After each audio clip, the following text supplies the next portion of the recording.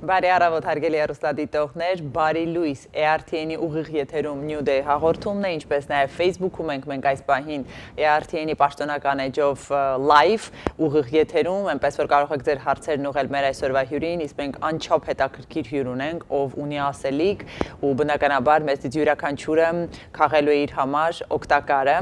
իսկ ով է մեր այսօրվա հյուրը Արտավազդ, բարի առավոտ։ Բարի լույս, Էմմա, բարի լույս սիրելի հեռուստադիտողներ, այո, ես ուզում եմ հիշեցնել, որ դուք դիտում եք Միացյալ Նահանգների եւ ողջ Կալիֆոռնիայի ամենաուժեղ ու ամենահզոր հեռուստաընկերության ERTN հեռուստաընկերության ամենագրավիչ հաղորդումը New Day-ը եւ շատ համեստ ասեցիր։ Շատ համեստ էր այսօր առավոտը։ Շնորհակալություն, որ դիտում եք մեզ ու շնորհակալություն, որ մեզ հետ եք այսօր մենք խոսելու ենք շատ կարևոր այո թեմայի շուրջ, որը կհետաքրքրի վստահ եմ եւ ծնողներին, եւ տատիկ պապիկներին եւ երիտասարդներին, ովքեր ապագայում պատրաստվում են նոր կյանք սկսել, հրաշք բալիկներ ունենալ եւ այլն եւ այլն։ Մեր այսօր կարևոր թեմա քննարկելու ենք ուրեմն մի կենտրոնի հետ, որը ունի արդեն 2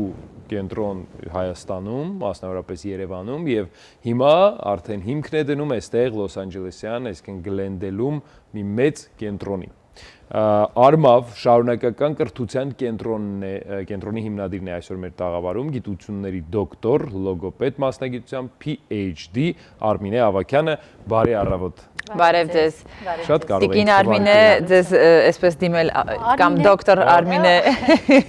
Կարող եք ուղղակի Արմինե։ Շատ լավ, նախ բարի առավոտ։ Բարի լույս։ Եվ բարի գալուստ։ Բարի գալուստ, այո։ Մեր տաղավար ու Միացյալ Նահանգներ։ Շնորհակալություն հրավերի համար։ Իդեպ առաջին անգամ եք Միացյալ Նահանգներում։ Ոչ, բազմիցս եղել եմ նախկինում, շատ հիմնականում, այսինքն միշտ, մինչև անցյալ տարի բոլոր այցելություններից նպատակը եղել է կրթվելը, որովհետև հետդոկտորական հետազոտությունս նույնպես ԱՄՆ-ում եմ արել, Ապալաչյան նահանգային համալսարանում, Հյուսիսային Կարոլինայի,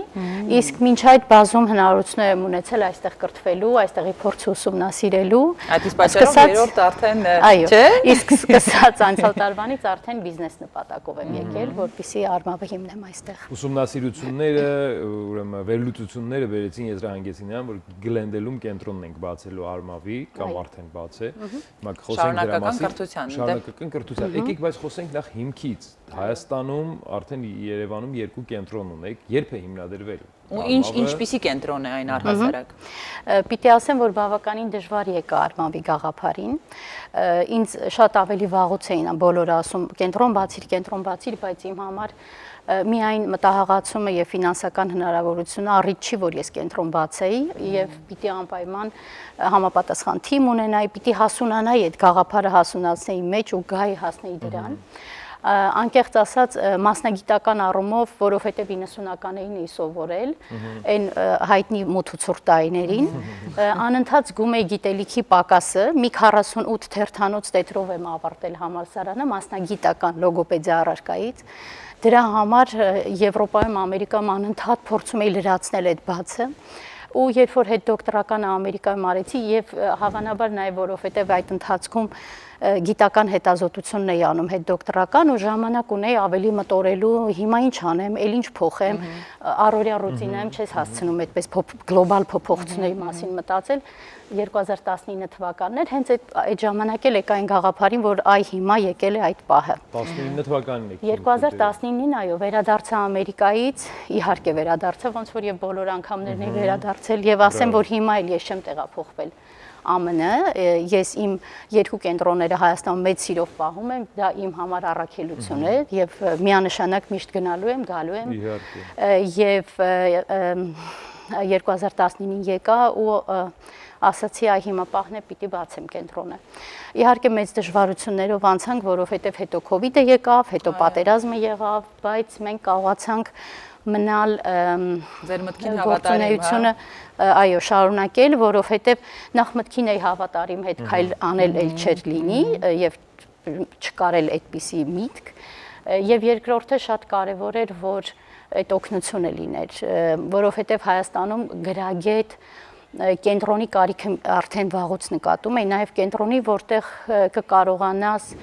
որպես դպրոց այն օգտագործել։ Տեսեք, ասում եք ինչու շարունակական կրթության։ Իհարկե կրթության մեջ շատ բացեր կան, առ այսօր կան այդ թվում բարձրագույն կրթության մեջ Հայաստանում, եւ երբ որ կենտրոնը բացում էի, մինչ այդ արդեն 20 տարի մանկավարժական համալսարանում հենց լոգոպեդիայի դասավանդում, մտածեցի, որ հենց կլինի կենտրոն, որովհետեւ դադարելու էի մանկավարժական համալսարանում դասավանդել, որտեղ իմ գիտելիքը կկիսեմ այս անգամ արդեն ոնց որ in-service education-ում, այսինքն կրթությունը ավարտած մասնագետների շրջանում, ովքեր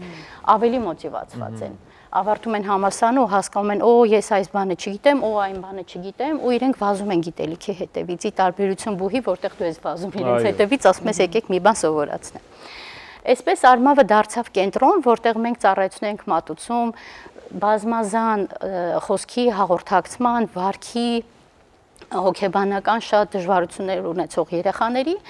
եւ այդ թվում նաեւ օգնում ենք մասնագետներին բարելավելու իրենց մասնագիտական գիտելիքները եւ զբաղվելու շարունակական կրթությամբ։ Նախ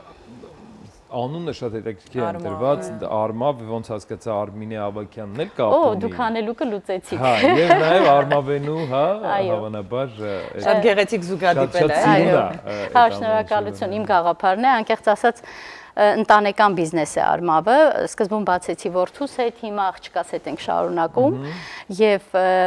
երբ բացում ենք տղաս ասում էր պիտի դնենք Արմինե Ավագյան, օրինակ զարգացման կենտրոն, որովհետեւ այսքան տարի դու քո անունի համար աշխատել ես, հիմա անունդ պիտի ծառայի,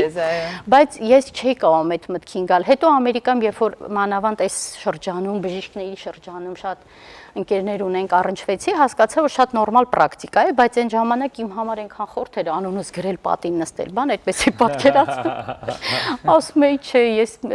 մի տեսակ չէի գալիս գաղափարին, ու մի օր այդ միտքը ծագեց, որ անվանենք Արմավ, ոնց որ կոմպրոմիսային միտք գաղափար էր էլի, եւ Արմինե Ավագյանը եւ Արմինե Ավագյան չի, իսկ մեր լոգոն մշակողները շատ լավ ընկերություն է հայկական, այդ Արմավենու տեսքով ոնց որ ամփոփեցին ամբողջ գաղափարը եւ իդեպ մեր լոգոն, որի ես շատ եմ սիրում, իր մեջ պարունակում է գույներ, որոնք խորհրդանշում են նյարդաբազմազանություն, այսինքն ինքը շատ խորհրդանշական է։ Հետաքրքիր է։ Տեսեք, Արմավը, այո, Արմավը դետալների, նյուանսների մասին է, Արմավը լավ միջավայրի մասին է։ Ես Հայաստանում էլ ուղղակի չբացեցի կենտրոնը իմ համար, մեր մոտ եկող ծնողը ինքը մտահոգ է։ Ինքը լարված է։ Պիտի մտնի միջավայր, որտեղ լուսավոր է, հաճելի աուրա է, որտեղ բոլորը ժպտում են, որտեղ ունիվերսալ դիզայնի նաև սկզբունքներով ենք մենք կառուցում Արմավ, որտեղ օրինակ որտեղ շատ նկարներ չկան եւ շատ գույներ չկան, որոնցից իր երեխան կարող է ռեակցիաներ ունենալ, որոնք ի սկզբանե կփչացնեն ողջ տպավորությունը։ Այսինքն շատ մինիմալիստական է եւ շատ գրավիչ է ու դա շատ սկզբունքային էր իմ համար, նաեւ այդ դետալների մեջ մեր լոգոն մտավ։ Շատ սիրուն է դեպ, ասեմ, շատ որակով եւ երևում է, որ հայաստանյան բանի մասնագետների ձեռագիրը կա։ Եկեք մինչ գանք Միացյալ Նահանգների, հա, Գլենդելյան կենտրոնի, ես կուզեմ հասկանանք այն գաղափարը ծնողները նախ Հայաստանում օրինակ, հա, ոնց են մոտենում այդ հարցին, որտեղ մի քիչ դժվար է գտնել քո մեջ այդ բանը, ինչ են ասում, ուժը, հա, որ քո երեխային օրինակ ասես, հա, լավ, օքեյ, ունի ես խնդիրը, որտեղ մենք միշտ չենք սիրում տեսնել մեր երեխաների մեջ խնդիրը կամ փորձում ենք գտնել այլ տարբերակներ։ Սա հոգեբանորեն նաև ծնողների համար բան է, չէ՞, մի քիչ դժվար է էլի մոտենալ այդ հարցին, բայց պիտի քայլ անեն, գան կենտրոն։ Ոնց է գալիս են ձեզ մոտ, դուք եք ընդունում, մենք շատ խոսեցինք, չէ, ներկայացրեցինք, բայց եթե կարելի է, էլի, ես կցանկանայի, որ մենք ավելի այսպես մասնավոր կերպով ասեինք, թե Արմավն ինչով է զբաղվում, այսինքն եթե պարզապես չէ, որ կան երեխաներ, բնականաբար չորակավորելով ոչ մեկին, բայց բնականաբար երեխաները, ովքեր հաջողություն ունեն դպրոցում ամեն բան նորմալ է, բայց լոգոպեդի այնուամենայնիվ խնդիր կարող են ունենալ։ Սա այս դեպքն է, թե դուք մասնագիտական, մասնավորապես ուղղվածություն ունեք, որ բալիկները կարող են հաճախել։ Շնորհակալություն, շատ կարևոր հարց է։ Մենք աշխատում ենք որևէ խոսքի խնդրով երեխաների հետ, դա կարող է լինել խոսքի բացակայությունը, սահմանափակ խոսքը, հաղորդակցման դժվարություն շատ են ասում, բայց ամենադիպուկ օրինակը բերեմ, ենթադրենք երեխան ունի մեծ, շատ չափազանց մեծ բառապաշար մոլորակների մասին, աշխարհագրության մասին, բայց հաղորդակցմանը չի կարող ծառայեցնել իր խոսքը, սա էլ է լոգոպեդական խնդիր։ մենք աշխատում ենք հնչյունները սխալ արտասանող երեխաների հետ, կակազություն ունեցող երեխաների հետ, եւ որովհետեւ մոտեցում եմ նաեւ ոնց որ Հայաստանից եկած են, նաեւ դիսլեքսիա ունեցող երեխաների։ Ես գիտեմ, որ այստեղ special ed teacher-ներն են աշխատում դիսլեքսիայի հետ, անկեղծ ասած իմ PhD թեման հենց դիսլեքսիան է եղել եւ Հայաստանում դա մտնում է լոգոպեդական խնդիրների մեջ։ Մենք նաեւ դիսլեքսիա ունեցող երեխաներ ենք աշխատում։ Դիսլեքսիան, երբ որ երեխան դժվարանում է գրել եւ կարդալ, ունենալով սովորական ընդունակություններ, գրելու կարդալու գործընթացներում ունենում է շատ սպეციფიկ դժվարություններ։ Ըստ էության, կոնսուլտացիաների համար որևէ առումով խոսքի հաղորդակցմանը վերաբերող անհանգստություն ունեցող ծնողը գալիս է արմավ։ Մենք Հայաստանում մեծ թիմ ունենք, 20 հոգանոց թիմ ունենք արդեն, սկսել ենք 4 հոգով եւ մասնագետների մի մասը արդեն անում է կոնսուլտացիաներ, կոնսուլտացիան ում մոտ կան ընտրում է ծնողը։ Կան ծնողներ, որոնք անպայման ուզում են, որ ես անեմ կոնսուլտացիան, եւ կան ծնողներ, ովքեր վստահում են ինձ, հետեւաբար վստահում են արմավին եւ իմ մասնագետներին։ Այստեղ մենք ունենք մասնագետներ, որոնք ամերիկյան ստանդարտներով լիցենզավորված են։ Դա իմ համար սկզբունքային հարց է եղել ԱՄՆ-ում կենտրոն բացելու պարագայում, որովհետև ես ինքս evaluation եմ արել իմ դիպլոմը, ես կարող եմ աշխատել երեխայի զարգացման մասնագետ սուպերվայզեր, ես ինքս այդ գործունեությունը պահում եմ ըստ օրենքի, որը որ թույլ է տալիս ինձ ԱՄՆ-ի օրենքը, մտել եմ խաղի մեջ, պահում եմ կանոնները։ Եվ այստեղ լիցենզավորված, այստեղ կրթություն ստացած մասնագետներ կան արմավում, հետևաբար այստեղ էլ այդ evaluation-ը, assessment-ը երեխայի գնահատումը արվում է ըստ ծնողի ցանկության, իմ կողմից կամ մյուս մասնագետների կողմից։ Այսինքն արդեն Կենտրոնը, այո, բաց է։ Ես կենտրոնը բացեցի ապրիլին, երբ որ եկա, բայց այն ժամանակ ես կենտրոնը կարող էի բացել ունենալով տուրիստական վիզա, ուղղակի վերանորոգել, կահավորել եւ ոնց որ ներկայացուցիչ ունենալ, որի միջոցով աշխատանքի վերսեցինք մասնագետներ։ Հետո ես վերադարձա Հայաստան եւ փոխեցի իմ վիզայի տեսակը, որպեսզի բացի գնահատված դիպլոմից, ես նաեւ իրավունք ունենամ աշխատելու։ Ու հիմա երկու շաբաթ Խաղի բոլոր կանոններով եք միանշանակ։ Որտեղ է գտնվում արմավը Գլենդելի որ հատվածում։ Գլենդելի շատ լավ հատվածում 600 North Brand հասցեում ենք գտնվում, 215 սենյակն է մերը։ Ընդհանրապես շենքն է։ Այո։ Հիշում եք, ասեցի արմավում ամեն մի նյուանսը կարևոր է, միջավայրը կարևոր է։ Տեսեք, Հայաստանում մենք կենտրոնում չենք։ Երբ որ ինձ ասում են երկու մասնաճյուղերն էլ իդեպ կենտրոնում են, Երևանում են։ Երբ ինձ ասում են ինչու կենտրոնում չեք բացում, ասում եմ մեր մոտ եկողը ուր գնանք կգա։ Գլենդելում կա սպეციფիկա, մարդիկ ձգտում են, որ ուր որ գնում են դա լինի կենտրոնում, մենք դա հաշվի առանք։ Մտնում ես շուկա, խաղի կանոնները պիտի ընդունես։ Հետևաբար, այո, մենք գտանք այդ տարածքը, շատ ուրախ եմ դրա համար։ Եվ իդեպ օգտվելով առիթից ասեմ, որ նշված հեռախոսահամարով մեր հեռուստադիտողները կարող են կապ հաստատել, օր ժամ պայմանավորվել, գալ ուղակի արմավը տեսնելու, ինձ հետ զրուցելու։ Իհարկե երեխայի գնահատման դիագնոստիկայի համար արդեն պետք է կոնսուլտացիայի ժամ վերցնել, բայց ուղակի գալ արմավը տեսնել մեծ սիրով։ Իսկ փետրվարին մենք բաց դռների օրենք ունենալու արմավում, որին սիրով կհրավիրենք բոլոր ցանկացողներին։ Այս հեռախոսահամարով եթե մեզ տեքստ անեն իրենց անուն ազգանունը, հեռուստադիտողները, ովքեր ցանկանում են, մենք կգրանցենք, հենց որ օրը հաստատվի եւ մոտենա օրը, մենք իրենց հետ կապ կհաստատենք եւ սիրով կհրավիրենք արմավ։ Հրաշալի գաղափար է, այնպես որ 747 351 7008 մենք շնորհավորում ենք ձեզ Արմավի Գլենդելյան մասնաճյուղի բացման կապակցությամբ, թե էլ որտեղ եք մտածում ու պլանավորում կխոսենք իհարկե կարճատև գովազդից հետո, շնորհակալություն հայտնելով մեր մյուս գործընկերներին, ովքեր մշտապես մեր հաղորդման կողքին են, դա Level ռեստորան եւ լաունջն է, որը գտնվում է 811 East Colorado հասցեում, նշված հեռախոսահամարով կարող եք զանգահարել, ամրագրել ձեր տեղերն ու հաճելի ժամանց ապահովում է հենց Level-ը։ Գովազդից հետո վերադառնանք ու շարունակենք մեր զրույցը Արմենի Ավագյանի հետ։ Դեռ չգիտեք, թե ինչպես կարող եք դիտել սիրված սերիալները առաջինը և դիտել այն որակով ու ամենուր։ Ինչպես բաժանորդագրվել Armflix հայկական էքսկլյուզիվ կինոպլատֆորմին։ Հետևեք մի քանի պարզ քայլերի և ստացեք հասանելիություն առաջինը դիտելու Armflix-ի բազմաժանր հայկական կինոարտադրանքը։ Քայլ առաջին՝ մուտք եք գործում armflix.com։ Քայլ երկրորդ՝ սեղմում եք բաժանորդագրվել կոճակը։ Քայլ 3. Ընտրում եք ձեզ համար ցանկալի բաժանորդագրման տարբերակը։ Քայլ 4. Լրացնում եք քարտի տվյալները եւ գնում եք առաջ։ Իդեպ Armflix-ը կարող եք դիտել ամենուր եւ անսահմանափակ, ներբեռնելով նաեւ հավելվածը հեռախոսի եւ անմիջապես հեռուստացույցի վրա։ Դրանով իսկ կանեք ամենալավ նվերը ձեր ծնողների եւ տարեցների համար, որոնք չեն սիրում դիտել սիրված սերիալները համակարգչով։ Իսկ հեռուստացույցով սեղմելով մեկ կոճակ նրանց հասանելի է դառնում ողջ կոնտենտը։ Երիտասարդները Armflix-ի iOS եւ Android հավելվածների միջոցով կարող են դիտել դրանք ամենուր։ Իդեպ, մեկ գրանցված բաժանորդագրությամբ կարող եք դիտել բոլոր սարքերով։ Ահա եւ վերջ, դուք ստացաք հնարավորություն դիտելու հայկական ամենանոր, բազմաժանր եւ էքսկլյուզիվ ֆիլմերն ու հեռուստասերիալները մեկ հարթակում։ Դե ինչ, բարի դիտում։ Armflix, եղիր կոնտենտի տրենդի մեջ։ Բոլոր գործընկերներին շնորհակալություն, Մուշո կատնամթերքն է նրանց շարքում, բնականաբար ներկայացնում է լայն տեսականի կատնամթերքի, որոնք կարող եք գտնել հայկական գրեթե բոլոր մարքետներում, խանութներում, հրաշալի համեղ հայկական մերանով պատրաստված կատնամթերք, որը վաճառվում է Լոս Անջելեսում բոլոր հայկական խանութներում։ Փնտրեք, գտեք ու անուշարեք մեր գործընկերոջ Մուշո կատնամթերքի արտադրանքը։ Շարունակում ենք մեր զրույցը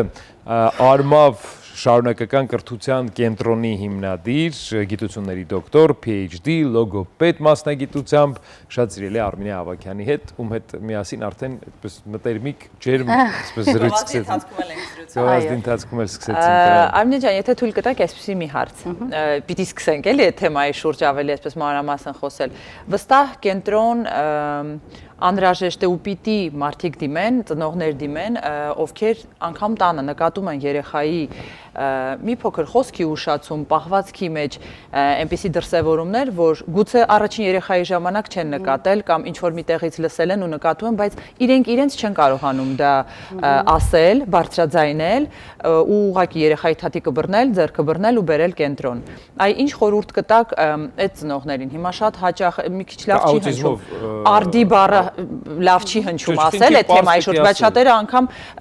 սոցիալական կայքերում բլոգներ են վարում, հա, աուտիզմի մասին, ինչպես երեխայի հետ վարվել, ինչպես է հասարակության մեջ այդ երեխան ընդունվում, ինչպես բացահայտել։ Այ կխնդրեմ մի քիչ մանրամասնեք, էլի մասնագիտական Ձեր կենտրոնը նաև բնականաբար մեծամասամբ Դե հաշվի առնելով, որ ժամանակակից ամենատարածված խնդիրներից մեկն է, մենք շատ լայն մասշտաբով զբաղվում ենք աուտիզմ ունեցող երեխաների եւ նրանց ընտանիքների հետ։ Նաեւ ասեմ, որ Արմավը համագործակցության մասին է։ Ինչ նկատի ունեմ, մենք աշխատում ենք ոչ միայն երեխայի հետ, այլ նաեւ նրա ընտանիքի բոլոր անդամների հետ։ Դա կարող է լինել նույնիսկ դայակը, որը երեխայի ժամանակ է անցկացնում։ Դա կարող է լինել տատիկը, որի մոտ երեխան ցերեկվա ժամերին մնում է, այսինքն մեր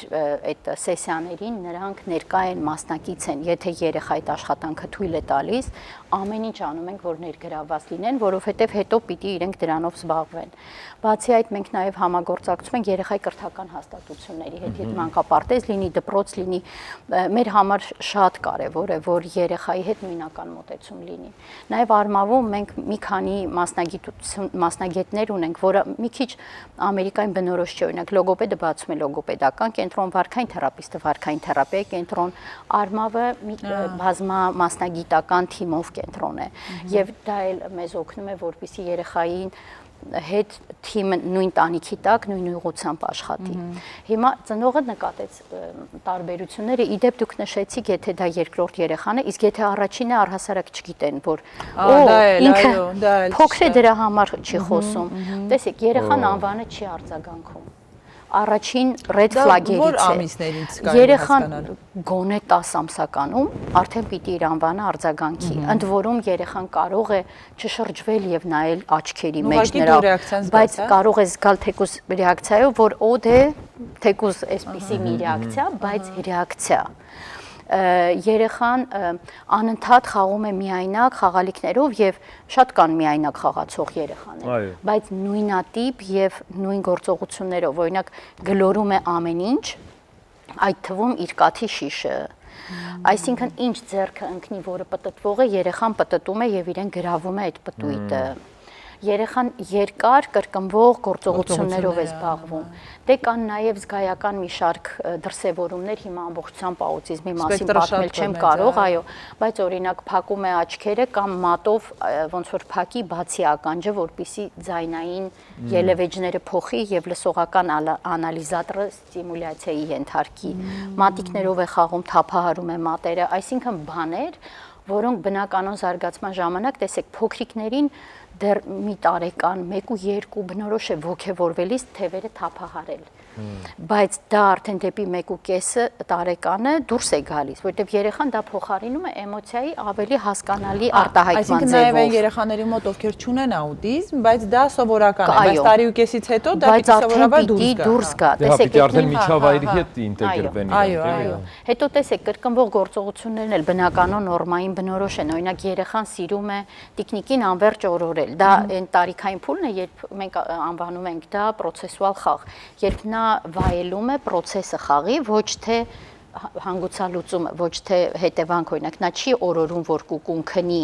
նա ուղղակի օրորում է։ Հետո շատ շուտ երեխան ասում է տարիքային հաջորդ փուլին դեպի 1.5-ից հետո, երբ երեխան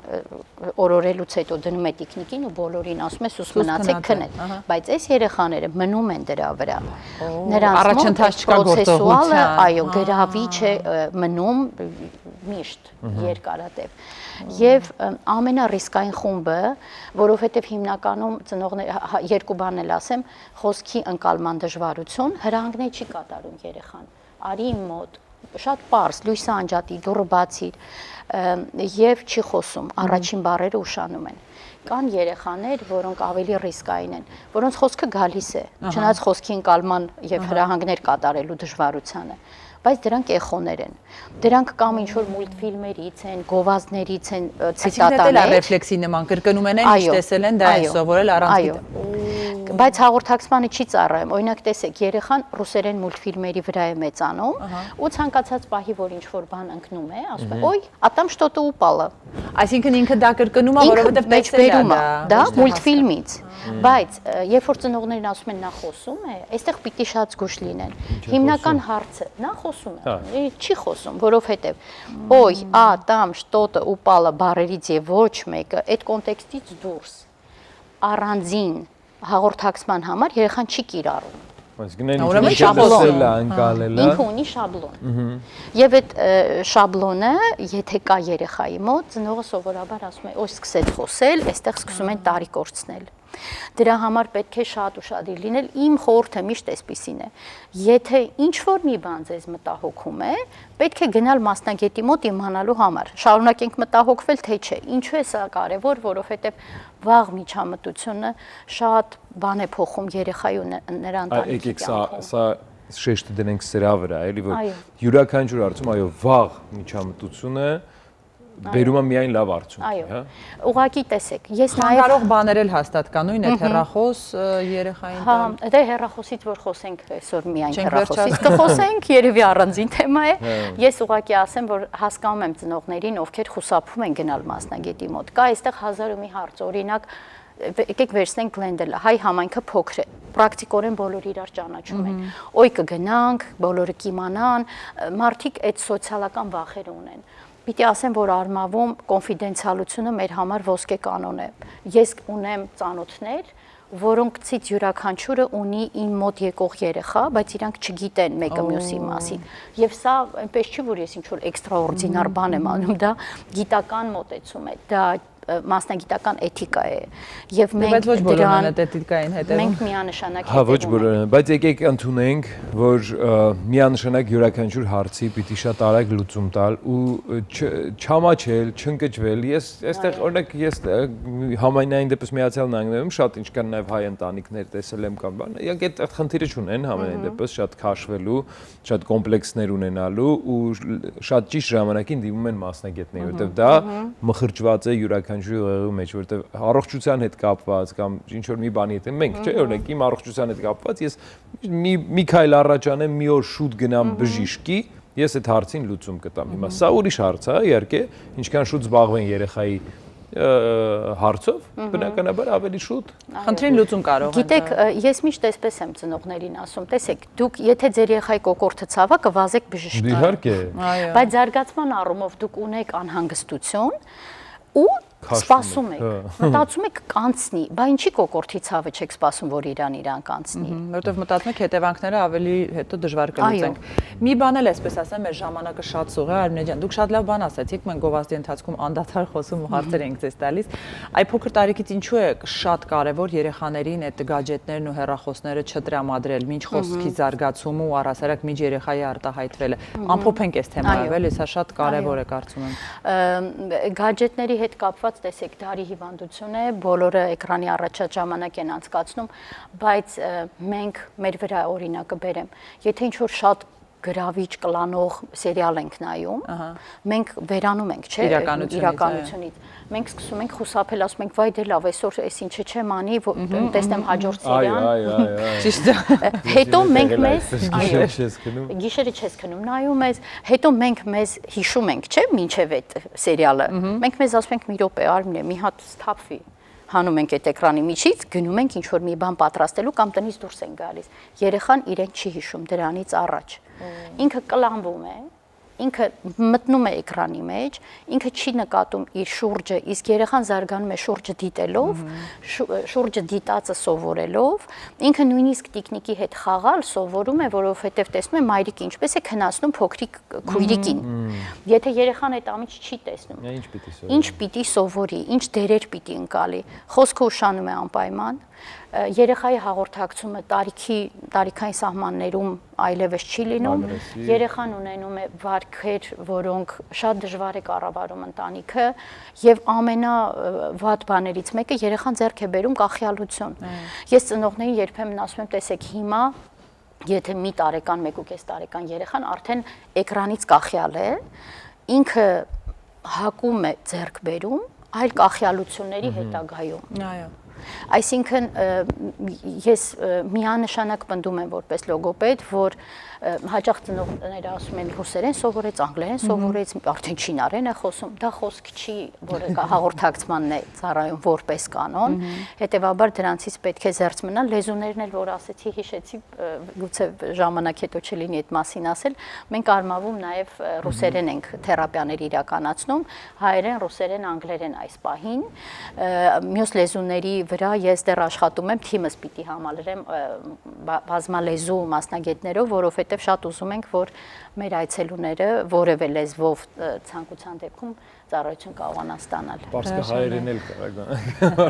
Հիմա հենց շաբթի օրը այդ ուղղությամբ։ Պարսկը հայերեն է։ Դա առանձին լեզու է։